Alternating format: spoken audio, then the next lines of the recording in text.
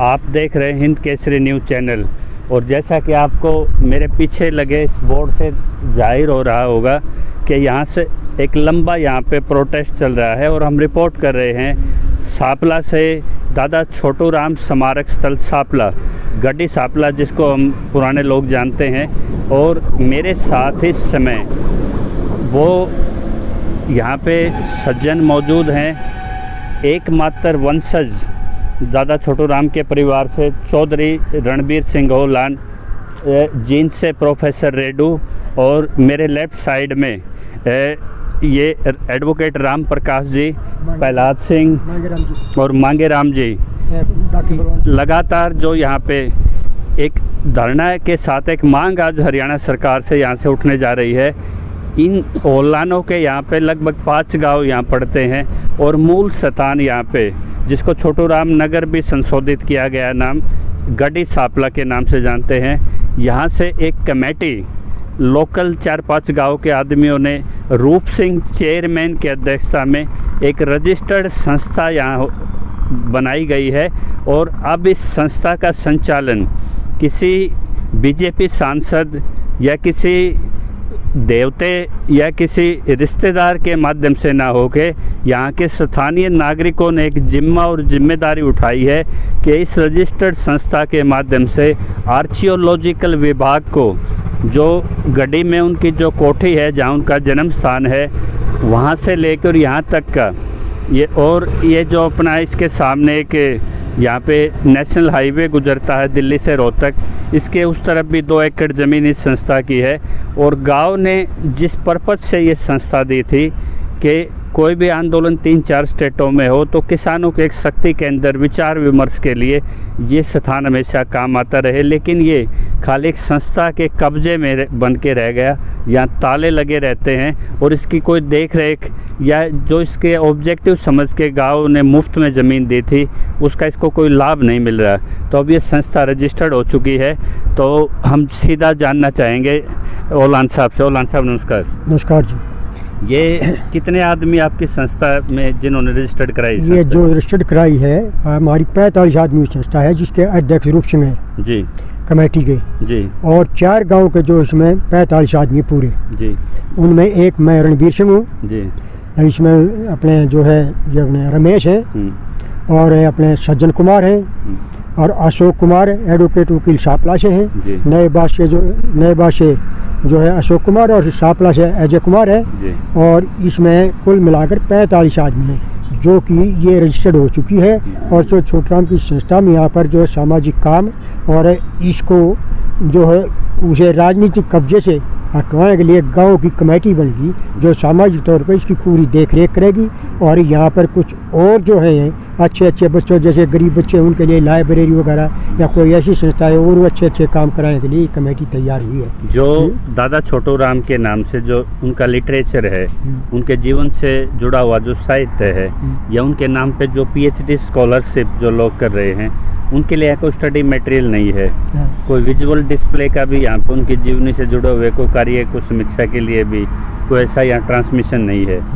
तो इन चीज़ों के लिए आपको क्या आवश्यकता पड़ेगी कि जहाँ यहाँ ऑलरेडी जो भाजपा से सांसद हैं चौधरी वीरेंद्र सिंह डूमरखा, उनके नेतृत्व में एक कमेटी यहाँ काम कर रही थी, आपको क्या जरूरत पड़ेगी एक नई संस्था रजिस्टर्ड कराने की? नेतृत्व में जो कमेटी कर रही थी वो कमेटी सिर्फ राजनीति गई, यहाँ अपने स्वार्थ के लिए यहाँ फिर 6 महीने में साल में एक बार देखने के लिए आ जाते हैं। यहाँ कोई भी देख रेख नहीं है। इसको जो है ये जो संस्था बनाई थी इसका खंडन होने जा रहा है। जब 4 गाँवों ने मिलकर ये सोचा है कि इसको खंडन होने से बचाया जाए और इसके राजनीतिक जो है ये जो है MLA है या जो वजीर है कुछ भी है राजनीति उससे हटाकर गांव की जो गांव इसको लिया जाए और इसको रखा जाए और उसमें जो सुधार किया जाए। एक हमारे पंचायती सिस्टम में कहा जाता है कि दादा की विरासत का मालिक पोता या देवता। पोता। तो पोतों ने अब ये जिम्मेदारी संभाल ली है। पोतों ने जिम्मेदारी संभाली। आप किस तरह से इस वंशावली से जुड़े हुए हैं छोटू राम? मैं इस वंशावली से इस गाँव का मैं गड्डी गाँव का जो है निवासी हूँ। आपके पिताजी का क्या नाम है? मेरे पिताजी नाम श्री जुक्ति राम है, जुक्ति पहलवान। उनके पिताजी का? उनके पिताजी का कन्हैया है जी। और मेरा और छोटू राम की जो एक वो है समझो पीढ़ी, वो 6-7 पीढ़ी से हम मिलते जुलते हैं। जी जी। हाँ। जो आपके पूर्वज एक थे जो पहले 6-7 पीढ़ी पहले जब हम एक थे, लेकिन अब वो बढ़ती गई तो हम इससे 6-7 पीढ़ी से जो ना दूर है, लेकिन हम उसी वक्त से हैं। जी जी। हाँ जी रेडो साहब, ये जो आपने एक अनूठी पहल की है, यहाँ पे आंदोलन चढ़ता रहा और पहले तो ये आंदोलनकारियों को बैठने से भी रोका गया था शुरुआत में। बिल्कुल बिल्कुल। और आपने संस्था रजिस्टर्ड करके दोबारा से किसानों के हाथ में संचालन देने का जो ये आपने बीड़ा उठाया, वो रजिस्टर्ड भी संस्था हो चुकी है। हाँ जी। तो इसके बारे में क्या क्या दिक्कतें आई आपको? देखो बात ये है कि ये 22 मई 2022 की बात है जी। यहाँ पर जब अग्निवीर पथ की जो सिस्टम सरकार ने चलाया था, उसके विरोध में तो शाम से 50, 60, 70, 80 बच्चे नौजवान विरोध स्वरूप दिल्ली धरने पर गए थे। कंडेला खाप भी आई थी। हाँ सर बहुत थे, लेकिन यहाँ पुलिस ने रोक दिए गए, लेकिन तादाद कम थी इसलिए कि झगड़ा ना हो, नुकसान ना हो, हिंसा ना हो। मैं वहाँ पर हाजिर था और किसान आंदोलन में जो निकले सुलझे हुए नेता थे 5-7, उन्होंने कहा प्रेम पूर्वक यहीं पर धरना लगा दो। ये एक कॉमन प्लेस धरने की बात, ये तो नहीं धरने की बात है। काटड़ू का कोई और जब सुनो लग रहा है। वो बड़े मुश्किल से जो मैं रात उसी रात धरना पर रहा, उनका प्रबंध किया और फिर ये देखा यहाँ पर रोना आता था। इतनी ऐतिहासिक पवित्र सारी बिल्डिंग खंडर, सारे पौधे सूखे हुए, मतलब देखने का रोना आता था। सबसे बड़ी बात जिसमें चार धारा को बढ़ाने के लिए किया था, धरना लगा शुरू में यहाँ के 4-5 गांव ने भी साथ नहीं दिया। पता नहीं क्या प्रोपेगेंडा है क्या नहीं है, लेकिन उनको धीरे धीरे पता लगा कि ये एक अच्छा काम है, ठीक आदमी है, ये गलत आदमी नहीं है। और अब तो ऐसा हो गया कि इन चारों गांव जो ओलान गोत के हैं, जो छोटू राम के गोत्र हैं, उन्होंने इस प्रोग्राम को संभाल लिया। और उस दिन से चाहे सरकार साथ दे ना दे, इन्होंने इसकी इतनी मेंटेनेंस कर दी कि यहाँ पर सुबह शाम लोग घूमने भी आते हैं, सबके भी आते हैं। मेरा ये जानना है, जिस काटड़ू के मुंह में थन लगा हुआ है, हाँ, चाने वाले के, हाँ, तो जींद में हलचल नहीं होगी क्या कि उनका नियंत्रण यहाँ खत्म हो गया किसान के हाथों में? नहीं, हलचल कुछ नहीं होगी क्योंकि उसकी रुचि यहाँ थी ही नहीं। वो अपने दायरे में अलग सिस्टम है। तो अगर उसको ये हो, आज वो इतनी सामर्थ्य में है, इतना बड़ा सैकड़ों सालों की राजनीति खुद कहता घर में है, वो अपने खर्चे से भी छोड़ दे, सरकार में भी पहुंच रही है, इसकी मेंटेनेंस के 3-4 माली ग्रांट आती है, ग्रांट भी ले सकता है, मेंटेनेंस के लिए पैसे अनुदान और चौकीदार और माली छोड़ सकता है। तो ये जर्जर ना हो। ये एक हरियाणा की नहीं, उत्तरी भारत की सबसे पवित्र और ऐतिहासिक जमीन है, धरती है। आज रजिस्टर्ड हो चुकी है आपकी। और यहाँ पर आने के बाद तो निराश आदमी खुश होगा, सुकून मिलता है। 10 एकड़ में एक हरियाली और पौधे, बिल्डिंग और बिल्कुल बढ़िया जगह पे है। तो शर्म की बात है कि अगर वो समय निकाले या अपने प्रतिनिधियों को कह दे कि उसको संभालो, वो मुश्किल नहीं है। वो तो बात पीछे चलेगी। आप आपकी रजिस्टर्ड संस्था है, अब रजिस्टर्ड संस्था है। आप सरकार से क्या मांग करेंगे? सरकार से मांग करें इसकी मेंटेनेंस हो, पूरा अनुदान मिले ताकि लाइब्रेरी की करे, आसपास के एरिया के बच्चे पढ़े, एमपी थिएटर की करे, जो मांग करेगी ये पब्लिक हित में करेगी, बच्चों के नौजवानों के हित के लिए करेगी, सामाजिक कामों के लिए करेगी और सामाजिक कुरीतियों को दूर करने के लिए जो भी ये एजेंडा बनाएंगी उसमें सरकार सहयोग दे और खासकर आर्थिक सहयोग दे। ये जो कम्युनिकेशन सरकार से होगा, आर्कियोलॉजिकल विभाग से भी होगा, केंद्र से भी होगा, तो क्या फाइल वर्क की जिम्मेदारी आप पूरा करेंगे? बिल्कुल करेंगे। अभी देखिए इसमें 1.5-2 महीने की बात है, जब सारा देखा ये कमेटी डीसी रोहतक से मिली, क्योंकि डीसी रोहतक अंडर आता ही है, और उन्होंने अपनी प्रॉब्लम आई, उन्होंने आश्वासन दिया और उस एसडीएम साहब का धन्यवाद करते, उन्होंने सारा की सारी घास को मशीनों से कटवा छटवा के ने जैसा तैसा योगदान दिया, हम उसका धन्यवाद भी करते हैं। मतलब जो ने एक बार मेंटेनेंस करवाया उन्होंने। जी। हाँ जी वकील साहब, ऐसी बात थी ना जी। ये जिस तरह के बुजुर्गों ने, यहाँ के स्थानीय लोगों ने जिम्मा संभाला है, इस कार्य में आप किस तरह देख रहे हैं? प्रबंध जो है ना ऐसी संस्थाओं का स्थानीय लोगों के पास ही होना चाहिए। जी जी, ठीक है। बाहर का जो अगर दूर से जो आदमी प्रबंधन लेता है अपने हाथ में, वो पूरा प्रबंध नहीं कर पाता। ना उसको कल्चर का पता होता है, ना उसके इतिहास का पता होता है, वो सिर्फ आर्थिक लाभ के लिए आएगा। तो अब ये संस्था रजिस्टर्ड भी हो चुकी है और इसका अकाउंट नंबर भी हम आपको डिस्प्ले स्क्रीन के नीचे कर रहे हैं। और शुरुआत में इसमें जो 35 मेंबर हैं, 45 मेंबर वो इसके रजिस्टर्ड सदस्य हैं, लेकिन 1100 रुपये से ऊपर इसकी सदस्यता के साथ सभी इसकी मेंबरशिप ले सकते हैं। और जल्दी ही पूरे हरियाणा में और एनआरआई जो हमारे बाहर रहते हैं, यानी कि भारत से बाहर के भी जो हमारे एनआरआई हैं, वो भी इस संस्था के मेंबर बन के और इसमें इस संस्था को कैसे आगे बढ़ाया जाए, इसमें उनके जीवन चरित्र से जुड़े हुए उनकी विजुअल्स कैसे हों, उनसे जुड़े हुए लाइब्रेरी कैसे काम करे, एमपी थिएटर कैसे काम करे, किसान गोष्ठी कैसे काम करे, या अन्य राज्यों से जो किसान आते हैं उनके लिए यहाँ 24 घंटे जो किचन की व्यवस्था है वो किस आधार पे चलाई जाए, और यहाँ साल में कौन कौन से कैलेंडर निकाला जाए जिस पे छोटूराम पे यहाँ पे गोष्ठी भी हो और यहाँ से किसानों से जुड़े हुए मसले यहाँ से आगे उठें। इस चीज़ की पहल के लिए ये केंद्र यहाँ सापला इस रजिस्टर्ड कमेटी का जो उद्देश्य है, जैसा कि इन्होंने बताया महाशय जी ने, कि जो उद्देश्य लेके इस संस्था को ज़मीन दी गई थी कि छोटूराम एक व्यक्ति थे, सबको मिट्टी में मिल जाना है, लेकिन जो विचारधारा है वो किसान और अंतिम उस मजदूर के उत्थान तक थी, जो आज भी आज़ादी के आज G20 जैसे मीटिंगें होती, लेकिन किसान मजदूर वही है। उसके उत्थान के लिए उसके लिए योजनाएं चाहिए, पॉलिसी चाहिए, तो ज़रूरी उस चीज़ के लिए मंथन के लिए कुछ जगह भी ऐसी चाहिए जहाँ किसान बेखौफ हो के एक अटैचमेंट के साथ हैं इकट्ठा हो सके, और वो विचारधारा आज भी लोकतंत्र में एक मूल मंत्र है। तो इससे जुड़ने के लिए आप मेंबरशिप के लिए हम ये नंबर भी दे देंगे, रूप सिंह जी के, रणबीर सिंह जी के, प्रोफेसर रेड्डू के, आप इनसे संपर्क करके आप इसकी मेंबरशिप भी ले सकते हैं। और जो भी मेरे देश के इंटरेस्टलिस्ट हैं उनके पास CSR फंड होता है, तो जो भी यहाँ लाइब्रेरी स्पॉन्सर करना चाहे, MP थिएटर स्पॉन्सर करना चाहे, सिक्योरिटी यहाँ पे करना चाहे, या कोई भी प्रोजेक्ट यहाँ पे जो छोटूराम के जीवन की विचारधारा को आगे बढ़ाए। और मेरी तरफ से एक पहल ये भी है कि जो भी स्टूडेंट यहाँ MD यूनिवर्सिटी, कुरुक्षेत्र यूनिवर्सिटी से जो PhD छोटूराम के जीवन चरित्र पे करेगा, तो उसके लिए एक आकर्षक सम्मान के साथ एक पैकेज राशि की भी हम इस आपके वीडियो के माध्यम से घोषणा करेंगे, ताकि उन पे PhD हो और वो डॉक्यूमेंट्स नई पीढ़ी के पास जाएं और पता लगे कि कौन कौन से कार्य किन किन हालातों में उन्होंने पूरे किए, और जो वो कार्य करना चाहते थे उनके आज कहाँ तक हम खड़े हुए हैं। तो इससे ज़्यादा से ज़्यादा इसको लाइक शेयर एंड सब्सक्राइब कीजिए, ज़्यादा से ज़्यादा लोगों में ये मैसेज पहुँचे। और ये रजिस्टर्ड संस्था जब सरकार से इसका प्रबंधन मांगेगी तो निश्चित तौर पे एक संघर्ष भी होगा। तो इसमें जितने भी एक्टिविस्ट हैं, हरियाणा के किसान के नेता हैं, संयुक्त किसान मोर्चा हो, हरियाणा संयुक्त किसान मोर्चा हो, सबको इसकी मेंबरशिप दी जाएगी। और चुनाव से पहले ये एक बड़ा संकल्प यहाँ पे जो बैठे आंदोलनकारियों का है कि ये संस्था यहाँ के लोग चलाएंगे, और जिस उद्देश्य के लिए ज़मीन और ये स्मारक खड़े किए थे वो भी हम अपने जिंदा रहते आंखों से देख पाएंगे।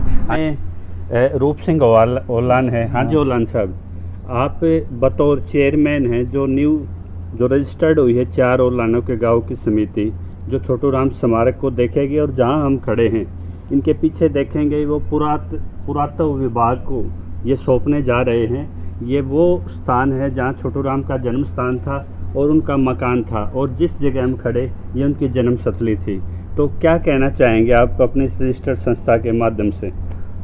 मैं सभी हरियाणा या हिंदुस्तान वासियों से या हिंदुस्तान से बाहर किसान व कमेरा वर्ग के लोग जो बाहर रह रहे हैं उनसे सबसे अपील करता हूँ, अगर चोई साहब की ये जो हमने सेवा समिति बनाई है इसमें आप चढ़ बढ़ कर हिस्सा ले, हमारा सहयोग दे, ताकि चोई साहब के जो विचार थे जनता को यानी समाज को आगे बढ़ाने के लिए उसका आपकी भागीदारी होगी। तो चोई साहब की संस्था के जो उसके अपने विचार थे उनको हम आगे बढ़ाएंगे। तो आप लोग से रिक्वेस्ट है कि ज़्यादा से ज़्यादा संख्या में इसमें भागीदारी देंगे। तो आपने मेंबरशिप भी ओपन की है? ओपन से कर रखी है जी। जो भी भाई इसमें अपना मेंबरशिप बनना है, कम से कम 1100 रुपये, और ज़्यादा से ज़्यादा कितने दे सकते हो, लेकिन 2000 से ऊपर जो भी इसमें अपना मेंबरशिप बनेगा वो चेक के द्वारा ही हम उसका राशि स्वीकार करेंगे जी। और कोई प्रोजेक्ट इसमें अपनी तरफ से डिवोट करना चाहता हो, कोई इंटरेस्ट लिस्ट हो, हाँ, उसका हम स्वागत करेंगे। जैसे हम सबसे पहले तो हमारी यही एक इच्छा है, बच्चों के लिए, अपने समाज के बच्चों के लिए फ्री लाइब्रेरी, और अगर हमारा सहयोग समाज ने दिया तो हम बच्चों को अच्छी कोचिंग भी दिलाएंगे। एक किसी भी महापुरुष का हमने देखा है, एक बार कैमरामैन से कहेंगे, दिखाएंगे ये खाली जगह, किसी के जन्म स्थल पे कोई जोत लगाने के लिए, कोई नमन करने के लिए अभी तक गांव की तरफ से कोई स्थान भी ऐसा यहाँ नहीं बनाया गया जहाँ हम खड़े हैं। क्या गांव ये पहल करेगा कि यहाँ पे एक ज्योति, किसान ज्योति जलती रहे, और ताकि बाहर से जो आगंतुक है उसको ये उनकी आत्मिक संतुष्टि मिले कि मैं उनके जन्म स्थान पे भी गया था और मैंने वहाँ भी मत्था टेका था।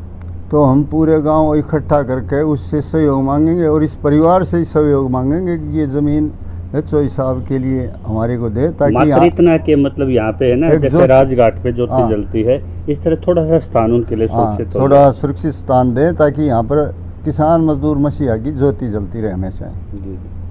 तो ये जो ज्योति संस्था ने रजिस्टर्ड करके 4 गाँव के औलान ने पूरे प्रदेश के जितने भी किसान संगठन खास प्रतिनिधियों से मेंबरशिप लेके सक्रियता के साथ अपने सुझाव, प्रोजेक्ट और सहयोग की जो मांग की है, तो इस पे अब आप लोगों को जुड़ना है और क्रियात्मक रूप से इसमें क्या योगदान है, क्योंकि जो अपने महापुरुषों की, अपने देवताओं की, और हमारे वहाँ दादा उसको कहा जाता है देव को, जो अपना जीवन अगली पीढ़ी के लिए दे जाता है। जिस मुमताज़ के लिए ताजमहल बना, वहाँ पर्यटक जाते हैं। शिवाजी ने पूरा महाराष्ट्र में स्वराज कायम किया। इसी तरह से जो दबे कुचले मजदूर किसान के लिए जिसने अपना पूरा जीवन दिया, तो क्या उसके जन्म स्थान और उसके स्मारक स्थल से क्या वो विचारधारा यही दम तोड़ देगी, राजनीति के कब्जे में रहेगी, या स्थानीय लोग उसको, उस विचारधारा को उस पॉलिसी में, सरकार के उस योजनाओं में, उस कानूनों में शामिल कराना चाहते हैं, ताकि किसान मजदूर जो उनका सपना था दादा छोटू राम का, वो भी मुख्य धारा में भाग ले।